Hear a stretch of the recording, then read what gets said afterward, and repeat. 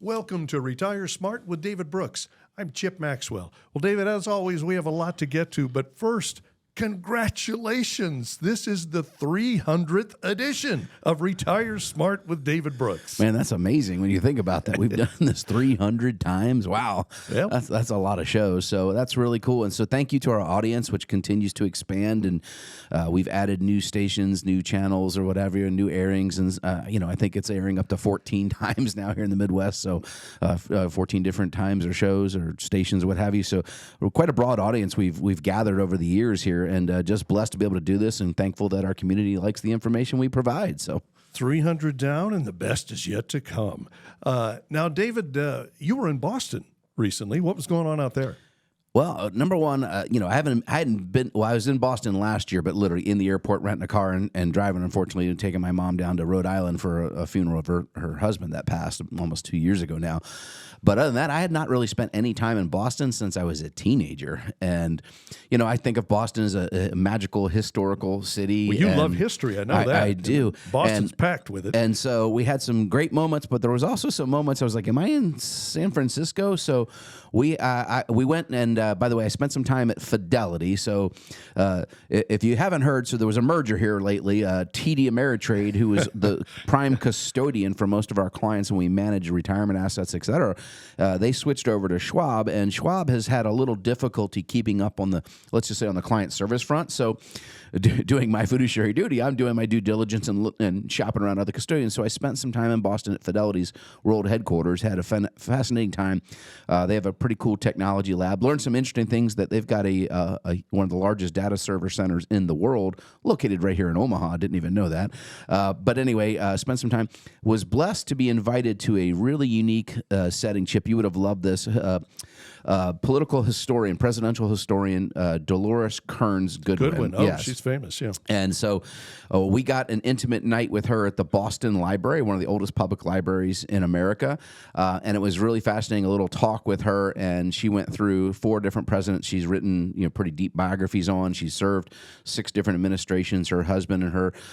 And it was really, really a unique, fascinating look at the history. But as you exited, unfortunately, the Boston Library, I couldn't believe in Boston, as cold as it was, how many homeless people were just huddled in the corners.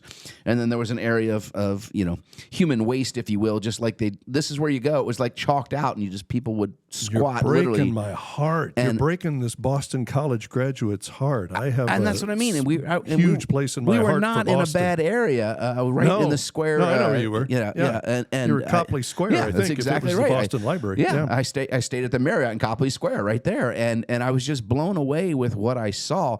But I think that's a detriment to or showing you what it's like in a lot of cities. And we're blessed here in Omaha. We don't have that big a homeless problem. We do have some folks that have lots of needs, and we certainly support those. In fact, this week we were over at Open Door Mission volunteering. So it just blew me away. And like I said, I was in San Francisco not that long ago, and I kind of expected what I was going to see, but I did not expect to see what I saw in Boston. So it was a little bit of sadness for me. Well, back here at home, David, we had an overwhelming response to one of the new classes that we rolled out, the Smart Spend Down Solutions, how to navigate Medicaid, especially when it comes to things like long-term care. David, we had about 100 people sign up. So we broke it down. We had one session of 80, and then we had another 80 people in a second additional class. If you weren't able to get in on one of those, we will do it again, right? Yeah, we're working on a schedule. I think we're going to be doing that the last Saturday of January. We'll confirm that date here very soon. Okay. But overwhelming response, which tells you the need and how many people don't realize what they can do proactively to protecting assets of loved ones that are either about to or potentially going to enter a facility like assisted living or a full-blown nursing care, even just receiving home health care, and what the rules are on spend down and what have you. And it was a wonderful class taught by 3 great gentlemen, and so look forward to doing that again. But the results were amazing. Well, meantime, now this is the last call for our last round of classes for 2023. You've heard Mike Schudel and Colin Kastrick the last couple of weeks talking about smart estate and tax planning. That's Tuesday or Thursday of this week, 6:30 p.m., right here in the Midwest Learning Center. And then, David, you're going to visit in the second segment today with financial advisor Brad Starkin about another new class we're rolling out, the Digital Asset Workshop, Wednesday, December 13th, 6:30 p.m., right here in the Midwest Learning Center. I'll let Brad give the folks more details on that. All right, David, the financial world is talking about the death of Charlie Munger. Many folks have weighed in on it. Your thoughts, David? Well, I mean, obviously he was somebody to be reckoned with, so to speak. He was very stout in his beliefs in business world and how you value companies and what you should invest in. And much like his beloved partner Warren Buffett, they stayed away from investments they didn't actually know or understand, and sometimes that's a mistake in the world. And but I think the lesson here is to invest in things you know, right? But don't necessarily give up on investing in things maybe you don't understand. If you're going to work with a professional, you make sure they have an understanding of the things that you may want to invest in.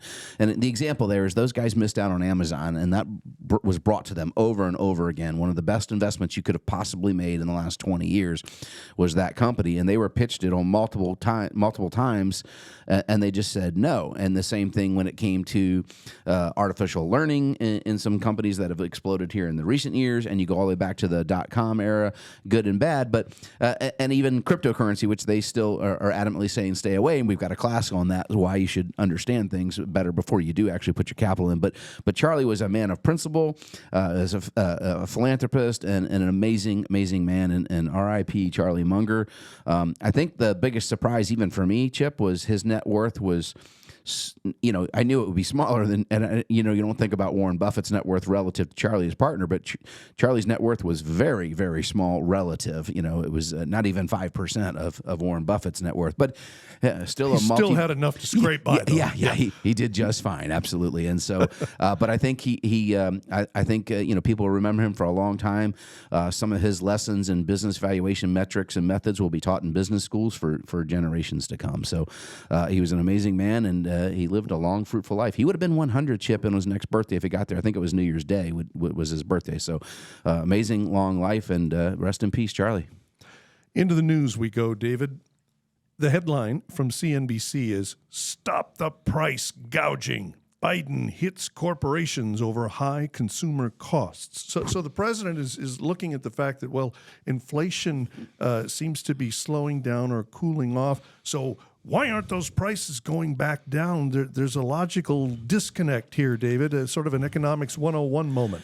You kind of have to wonder who is writing these statements and these things for the administration. So the idea that inflation is down to about 4% now versus 9% a little over a year ago, that doesn't mean prices are lower by 5%, as these folks seem to think it would be. It means prices have only gone up by 4% this year, on top of the 9% they went last year, on top of the 5% they went the year before that. We've had 3 years of inflation running at north of double the last 20 years historical number. And so you stack that and compound it, Americans are paying about 20% more for everything. And so you can't just go to the company, stop price gouging. Again, wage inflation. We talked about UAW's deal here with the automakers and how that is going to increase the cost of every vehicle by over $600 estimated, right? We're talking about how the supply chain disruption due to the government shutting us down during COVID, when it was obviously proven now with the data that was absolutely the wrong thing to do and absolutely not necessary. But that created disruption. And then they poured gasoline on the fire by just printing money at an accelerated rate and printing more than 25% of all the dollars ever created since our country was founded over the last 36 months. And we got to blame Trump's administration for that as well. So this was Trump and Biden's administration doing that. But that created this inflation. When you have more money chasing the same amount of goods and services, that is the very definition of inflation, Chip. And so it has nothing to do with companies. And so now they're trying to go, so we're going to target a couple of these companies putting junk fees on your bill. Well, I'd say it right back to the White House. Hey, how about taking some of those junk fees off our bills? In other words, look at the back of your cell phone bill. Look how many little taxes, federal taxes, are on your cell phone bill, your utility bill. These are their fees, not the profit margins of companies that are trying to survive as we head into a recession. Well, small business owner that you are, now correct me if I'm wrong, but even if inflation was zero, even if there was no inflation, businesses have had to raise their prices to keep up with inflation over the last year or two.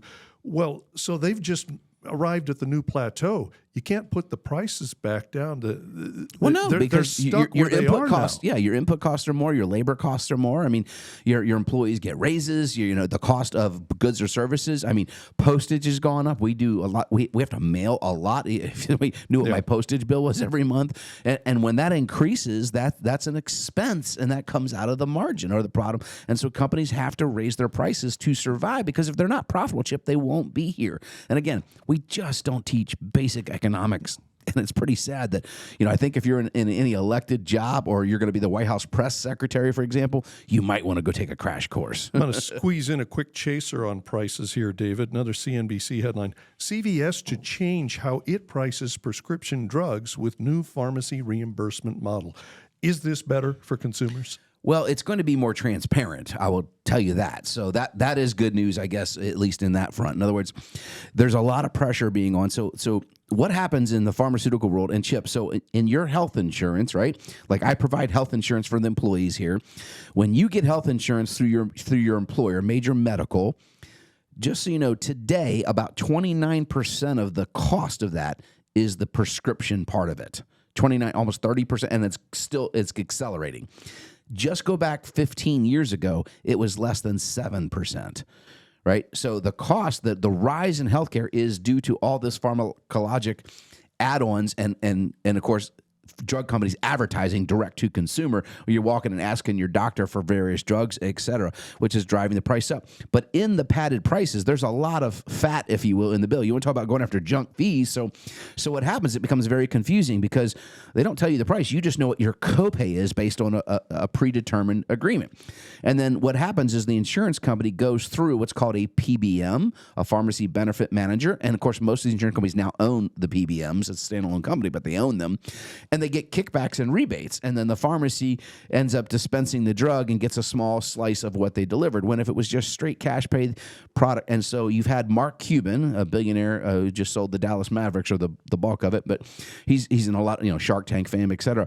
He started a company, Cost Plus, I don't remember the exact name, but it's what the cost is, what he can buy it for, with a small markup, plus just a normal margin of, say, 15 or 20%. I don't remember the exact number he talked about, and delivers them. And so people are buying drugs from them. And so these guys are losing out. Walgreens and CVS, the two biggest dispensaries in America, are starting to lose out. And so they're trying to at least make it more transparent, so that what you see the price of the drug is what you actually pay. Because when you go there, right, if you have a formulary, you've got your hand card, right, your drug card from your health plan, you pay $45, $75, whatever your copay is. You don't see that they charge the retail price of $900 for that drug. I mean, we're talking about allergy medicine, things like that you can buy over the counter.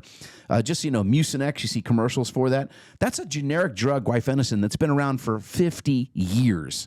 Okay, and you used to be able to buy it generic for $3. Now you have to buy the brand name Mucinex for $20 or $30 for the same drug. Right. And so this is how they stick profit margins back into products and recycle them.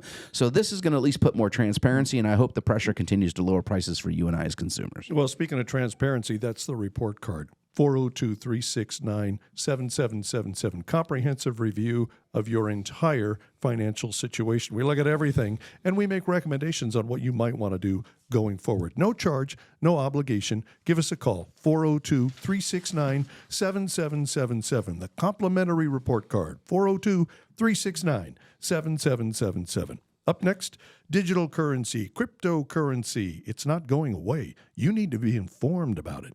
Stay tuned for the latest developments from Retire Smart financial advisor Brad Starkin. He joins us next on Retire Smart with David Brooks. Welcome back to Retire Smart with David Brooks. I'm Chip Maxwell. Digital currency, cryptocurrency. Our resident authority on this topic is preparing to teach our upcoming class on digital assets. David, please introduce our special guest. Thank you, Chip. Yeah, we've got Brad Starkin, one of the advisors on our team, and he is kind of our local or resident authority, if you will, on all things digital assets. So, Bitcoin, I know, is just back up there at a recent high, not its all-time high, but that was like at 44,000 or so this week. I don't watch it every day like you do, but anyway, I think a lot of people are going to find this conversation, Brad, fascinating. So, one, thanks for taking time to come by the studios this week. Yes, thank you for having me. So, being that you are from the Milwaukee area, I heard you earlier this week talking about a little thing that you did with your daughter. Your daughter's, I think, three years old, right? Yes, Sawyer's 3, and I guess my wife has to remind me that this is a more of a Wisconsin tradition, but St. Nick's Day is either represented on December 5th or December 6th, and typically how that started out was you'd either leave your shoe, or as me as a child, I'd leave my stocking out, and then it would get filled up with some nice things. So typically some oranges or something like that, and obviously the candy cane represents his staff in there for you, and then typically some small gift. So we got her a mermaid. And it was like life was complete this morning, or earlier this week, excuse me. That there's nothing better than seeing that unbridled joy on a 3 or 4 year old child of that age when just a gift of something that just lights their world up. And wouldn't it be great if everybody just had that attitude to take throughout the day, all day, every day in the business world? Absolutely.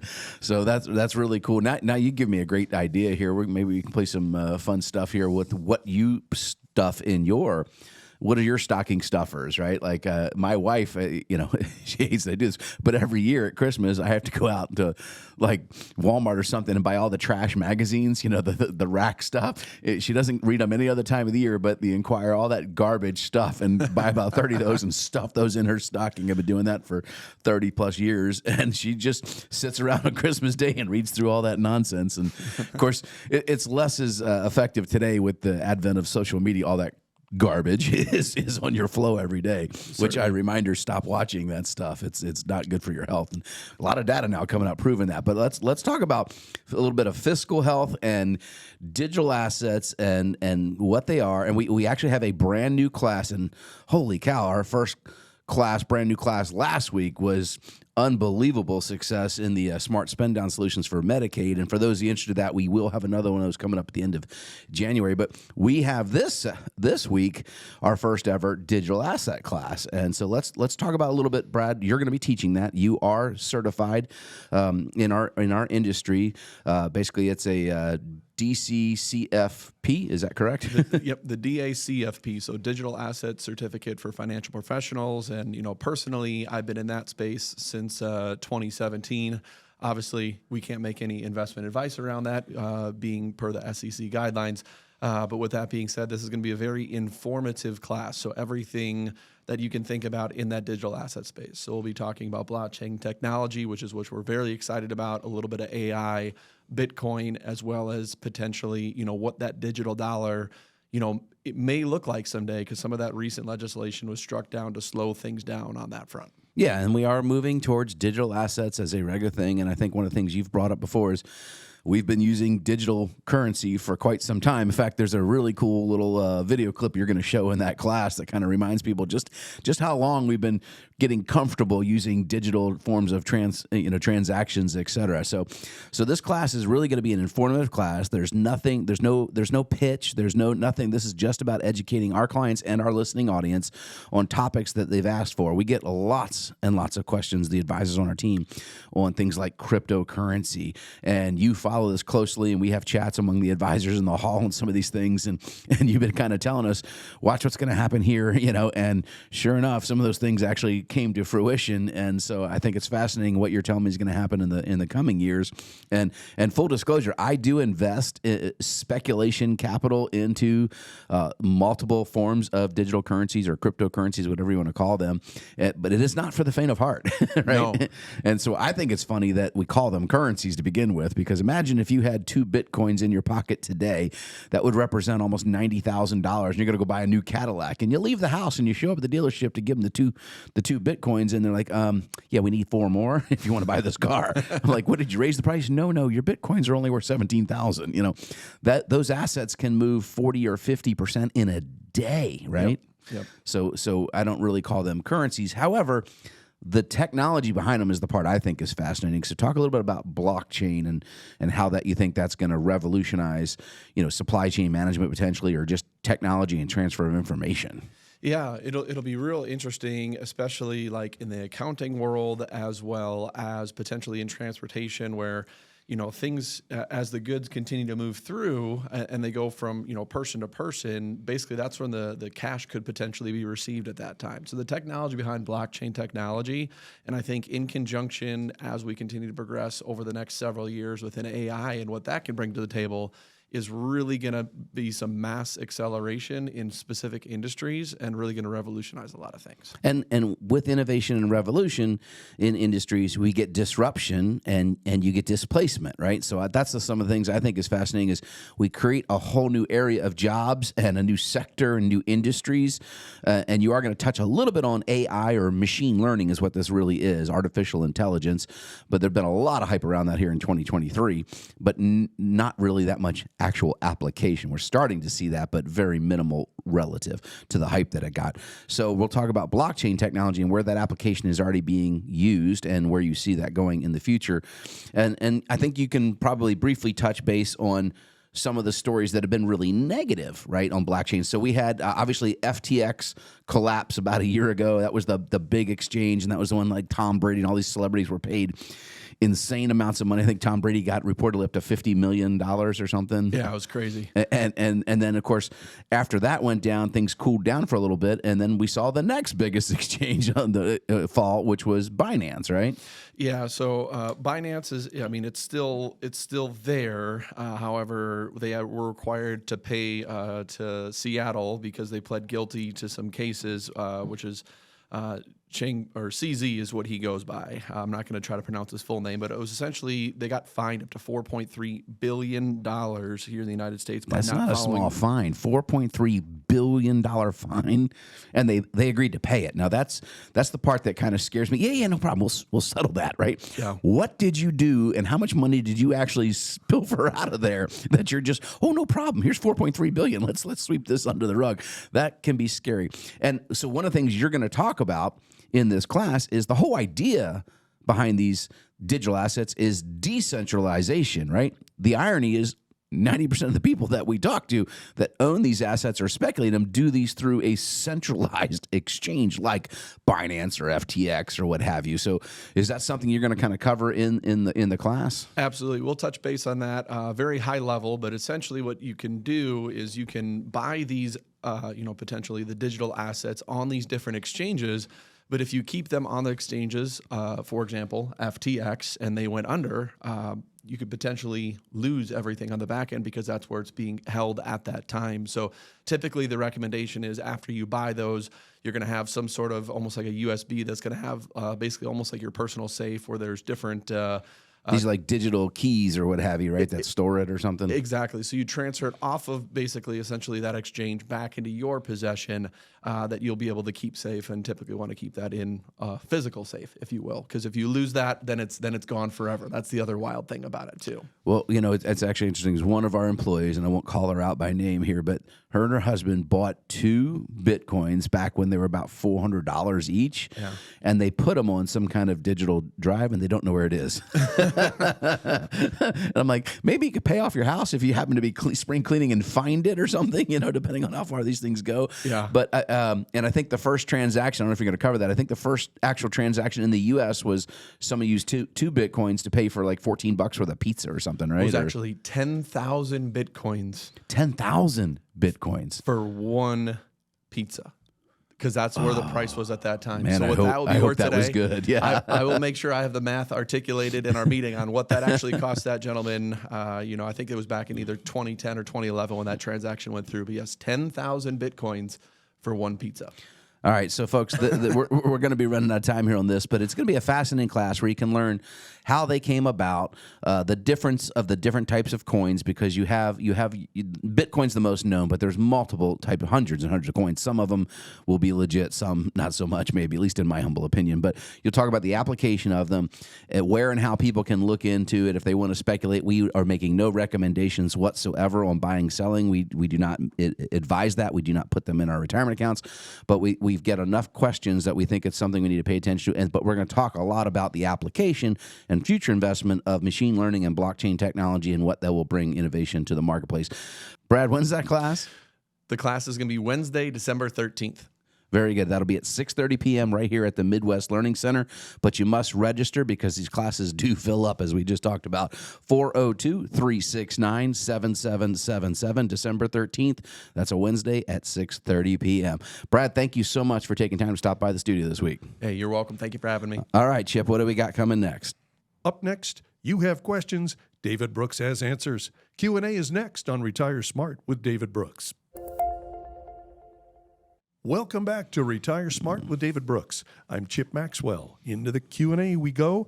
First question, David. Well, this is a follow-up from your conversation with Brad that you just had. It's a little digital drama here, David. ChatGPT creator OpenAI fired CEO Sam Altman.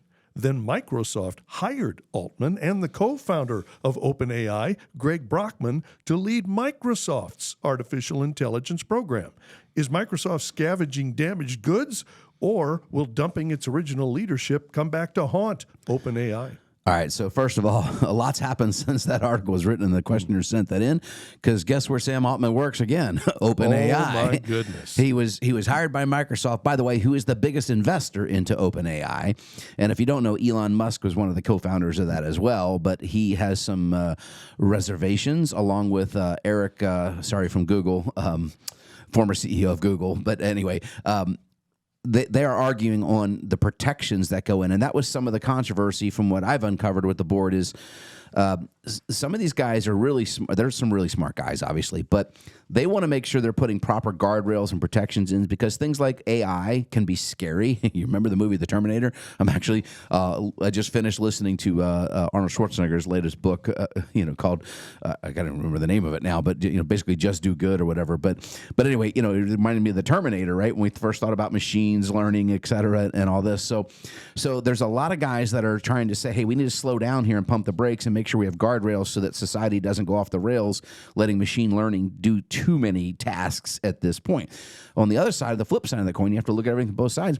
The amount of good that it can do, the amount of productivity it can increase in the world to help people is amazing. And so machine learning is being used in many roles in many worlds.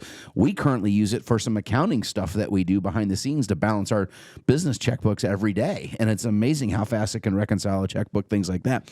Anyway, so the point is, they hired him back. So bottom line, they hired him back, and there was a rift based on what protections would be in place. And so we don't know the outcome. This is a story we'll be following because AI is something we're going to be talking about for a long time in the future. But great question. Next question, David, is about energy policy. Maybe you can explain this to me. For most of my life, the left has demonized nuclear energy. 3 Mile Island was sensationalized as the future of nuclear energy. Conditions were imposed that made it impossible for nuclear facilities to function. Now, the U.S. is joining an international coalition promoting nuclear energy. What did I miss? Why the 180-degree shift? Because the green energy they've been promoting, wasting money on, doesn't work. Newsflash, green energy, windmills, water, hydropower, all those things have potential to benefit society, but it's not doing it in the capacity that they had dreamed would happen. You can't produce enough energy. Since I have known you, you have advocated nuclear energy. But it sounds like what you're saying is it's being recast as a climate change measure. That's how it's gained favor on the left? Absolutely, because now they're realizing, wait a minute, we already have this clean energy. Now, the sad part is how much money we've spent decommissioning plants. We just did one right here, right up in Fort Calhoun. That's what I mean. Right? Conditions, made it impossible. And how much money is to shut these down? In fact, where my wife's parents used to live in Florida, near Crystal River, Florida. It's on the west coast of Florida. They were about to build one. They did bought the land, started all the raw development, and then decommissioned and stopped the plant that was there instead of built the new one. And now they're going to fire back up there, I understand, as well. And they realized because countries like France that get 75% of their power from nuclear power are not having any problem. Greenhouse emissions are not growing in those countries. So it is, and folks, it's free energy, basically. Once you get the infrastructure in place, it's very expensive on the front end. And ironically, now this is what former Senator John Kerry is out there touting nuclear energy now. And, we're going to go hardcore nuclear. Well, why weren't you doing that 20 years ago when we told you this was the path? If you really think greenhouse gases are a problem, which they're not, then this is the way you go. CO2, again, I kind of remind people, that's kind of what plants breathe, right, Chip? We breathe it out, they breathe it in. And what do they do in return? Oh, wait, they produce oxygen, which is what we want, right? It's amazing how that works. And by the way, fact check me if you'd like, there's more green grass, there's more plants, more trees on the planet today than any other time in history. Well, better late than never, I guess, on nuclear energy. David, the next question is about Roth IRAs, near and dear to your heart, this topic. I recently turned 60 and thought I was in the clear to withdraw funds tax-free and penalty-free from my Roth IRA. It was created 3 years ago in a Roth conversion, but apparently the account has to exist a minimum number of years. Is that correct? That is absolutely correct. And so you need to understand the rules of a Roth IRA. There's lots of them, but the two big ones, Chip, are you must have a Roth 5 years in existence. It doesn't have to be the conversion. This questioner talks about did a conversion, but just open. This is what I tell everybody: open a Roth IRA today if you don't have one. Put $1 in it, and the 5-year clock starts. You must have a Roth in existence for 5 years and be what's called qualified age, which is 59 and a half. If those two things are yes, if you can check yes to both those boxes, then you can take the dollars out of your Roth IRA tax free. Now, if you're doing conversions, there is a new 5-year clock on each conversion year. So if you convert $100,000 from your IRA to your Roth IRA this year, there is a 5-year clock. However, if the 5-year rule has been satisfied and you're over 59 and a half, that 5-year rule only applies to the gains on that conversion. So you could, if you moved $100,000 from your IRA to your Roth IRA, the $100,000 is available and liquid tomorrow. If again you're over 59 and a half and you've had the account in existence for 5 years, that money's available tomorrow. But the growth of that 100, so let's say you invest that $100,000, you just bought T-bills and earned 5% this year, and at the end of this year it's worth $105,000. You got to leave the $5,000 in there for the 5 years. So it's not for the faint of heart. This is why we believe you should work with an independent-based fiduciary that is going to be centric to tax planning and retirement planning, because it is a very good move to convert dollars to Roth. Because, Chip, it's not just the income tax that you're going to pay coming out, which we know is going to be higher in 2 years. That's already the law. It's the penalties on Medicare, we call that Aunt Irma, that 26%, according to the Medicare Trust, 26% of all retirees will be paying an additional penalty, an additional tax for Medicare B and D in the year 2031. That's right around the corner. 1 out of 4. And people are not aware of this. But if you convert it to a Roth, you potentially could avoid that penalty. So it's really important you understand how this stuff works. David, we're out of time for Q&A this week. How many openings do we have on the calendar for a discovery call? Just 4, unfortunately, Chip. Tight. Yeah, we are tight. Year-end planning is in full swing. Our guys are working hard. Unfortunately, we don't get to slow down at the end of the year. We actually have some of our busiest times for our staff. It does, because there's a lot to do for the tax planning year-end. So take advantage of that. We're gonna schedule you with one of the licensed advisors on our team. Ask them anything you want: Roth IRAs, cryptocurrency, whatever. You can ask a licensed advisor anything you want. There's no obligation whatsoever. 402-369-7777. 402-369-7777. Up next, be careful if your retirement is based on that secret Swiss bank account you've been hiding from Uncle Sam. The IRS may be on to you. We'll tell you about it next on Retire Smart with David Brooks. Welcome back to Retire Smart with David Brooks. I'm Chip Maxwell. Well, David, the CNBC headline says, Swiss bank Banque Pictet admits hiding $5.6 billion of Americans' money from the IRS. Now, I guess something in me says, that's a bad thing. I mean, it's such a cliche, I guess. The Bond villain always has a Swiss bank account, or Jason Bourne, there was a number implanted in his hip for a secret Swiss bank account. But I thought that was the name of the game in Switzerland, that they didn't have to reveal anything. But apparently they're on the wrong side of the IRS. Well, they've gotten in trouble before. And my former employer, UBS, had the same issues happen about 12 years ago. And they were sending over, unbeknownst to American financial advisors. Now, just so you know, I'm not saying anything wrong with the advisors. You may have a UBS advisor. I worked there. I have friends that work there. But they would send these Swiss companies from Switzerland, an advisor from there, and come over and tease people into enticing them into doing some things that were not above board. Let's just put it that way. Now, if it's money that someone earned outside the U.S., they don't have to bring it back. They could put it in there. But they were actually getting assets out that were here and getting them transferred over time, and it was illegal to do that. And so they were caught, and they're going to pay a fine. And of course, this just pulls the rhetoric up and more of tax the rich, and these people, these are people that are literally committing fraud and should be penalized accordingly. And so, we just don't have a fair justice system when it comes to financial crimes. I would concur that we need to have more people looking into it. But yeah, this stuff happens. But here's the thing, folks: to save on taxes, you don't need a Swiss bank account. You don't need a Cayman Islands special take an envelope or a briefcase on vacation nonsense. You need proactive tax planning. The tax code between all 50 states and the federal tax code, the IRC, there's over 1,700 tax incentives in there. You just have to know where they are and take advantage of them. And guess what? They want you to do it. That's the whole reason the laws were written, to incentivize certain forms of behavior, a la Roth conversions we were just talking about with a questioner. Why would someone pay a tax today, Chip? Well, because they don't want to pay a higher one potentially tomorrow. And the government's benefit is they get to take the tax bill now and use that money to serve their needs. So the government benefits and the potential client benefits. Tax incentives are written to help both the government and the community. It's not loopholes. It's not cheating. But that was the story you brought up there. But I want to make sure we talk really importantly about the difference there. We're not talking about tax evasion. We're talking about tax avoidance, which is your constitutional right. And we want to help clients understand whether you're an entrepreneur, high-income earner, or a retiree about to or recently retired. There are taxes you may or may not be aware of that you're going to pay. And I briefly mentioned them earlier, that IRMA penalty. Again, 26% of all retirees are going to pay taxes they're not even realizing are coming. I've never probably been told about. That's 1 out of 4. Don't get caught in that grinder. Let us help you navigate. We don't help people cheat. We just help you navigate to your advantage through the tax code. All right, David, back in this hemisphere, another CNBC headline: Venezuelans vote to claim sovereignty over a part of oil-rich nation Guyana. This is bizarre. We got people in one country casting a vote and saying, we now own, this is 61,000 square miles. Well, Nebraska is 77,000 square miles. This is a big chunk of territory. Yeah, it's the size of Nebraska. I say, hey, why don't we put on the ballot of the presidential election next year? Hey, we're going to just claim the oil sands area in Canada, one of the biggest oil deposits.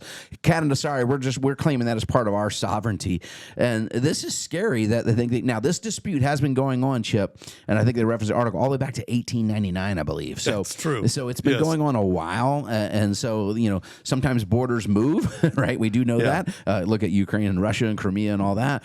But to just vote, and the only reason they want it, they don't want to provide any goods or services to them. It's not like, hey, there's some people over there, we'd like to provide them police and fire. No, they want offshore oil reserves. Isn't that really what's at stake here? Exactly, and it's offshore at that. So that's why they're trying to dispute this, and this will end up in some international courts and what have you.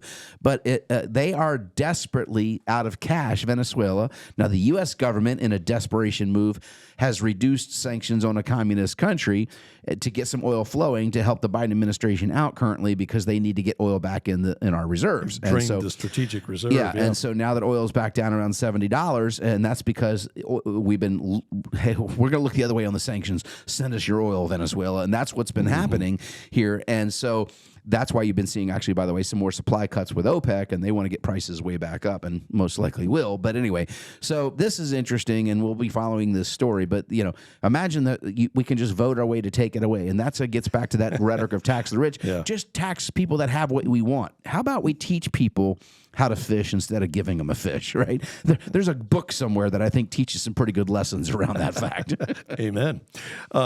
There was an international tribunal more than a century ago that did settle this border boundary. But as you say, Venezuela driven by desperation, which is so sad, David, because Venezuela 15, 20 years ago, before Hugo Chavez, Venezuelan was one of the most prosperous nations in the hemisphere. Absolutely. And It's the richest nation in South America by Yeah. a long shot. And it's just been pulverized by the slide left into socialism. Well, and that's what you just have to wake up and see. Socialism, just study Venezuela, in 30 years went from being the richest country on its continent to the poorest. And I mean, we're talking about hundreds of thousands of people have perished, and millions are living in very poverty levels. And it's sad to see, capitalism has gotten more people out of poverty on the globe than any other system. Again, nothing is perfect, but people need to stop thinking that you can just take from someone else to provide for yourself. That can't last very long. David, you mentioned that dispute will end up in the courts. Here at home, we have moving through the Supreme Court right now a landmark case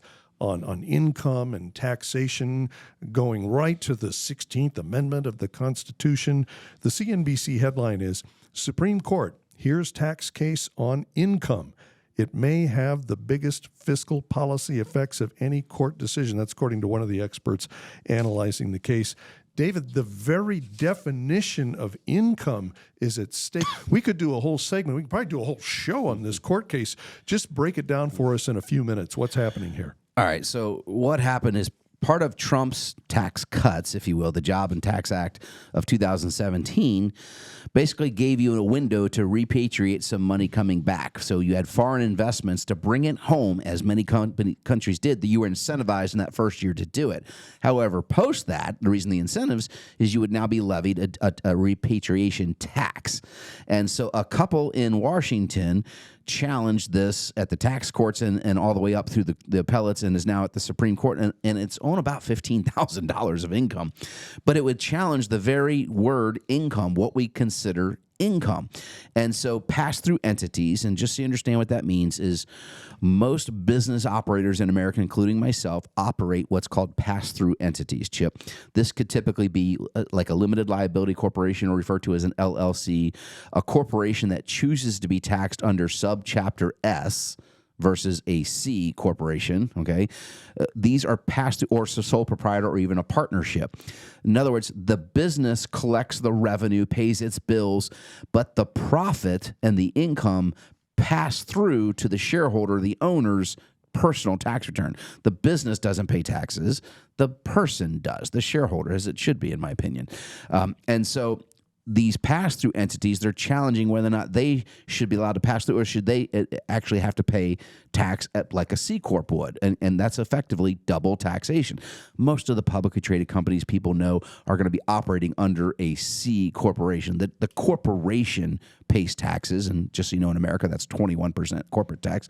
Then when they pay a dividend to you or I as a shareholder, so if you have shares of Apple or something, when you get a dividend, you have to pay tax on that. So that money has been taxed effectively twice.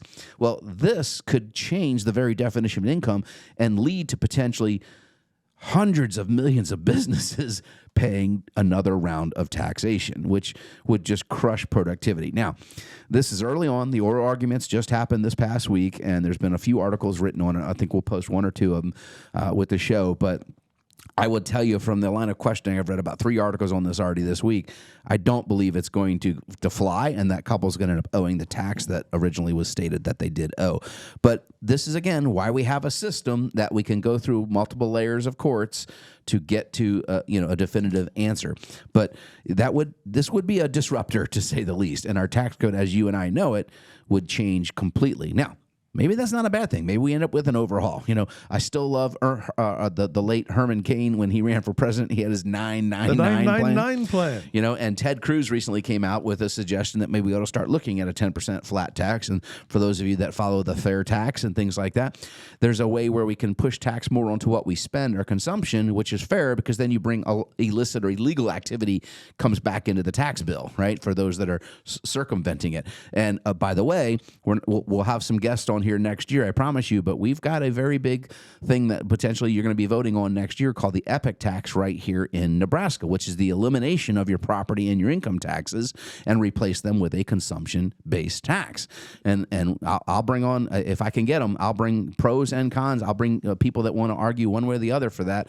And I'll tell you, I'm pro EPIC tax personally at the moment. But anyway, this is why you've got to have somebody, you got to work with people that can give you some guidance and understand not only the current legislative environment, Chip, but what potentials may be coming in the future and why you might want to align your assets from investments, from risk, and from tax planning and estate planning in certain ways, and why you need a true holistic financial planner. That's what the SMART plan does. Moore versus United States. We'll be watching that one closely.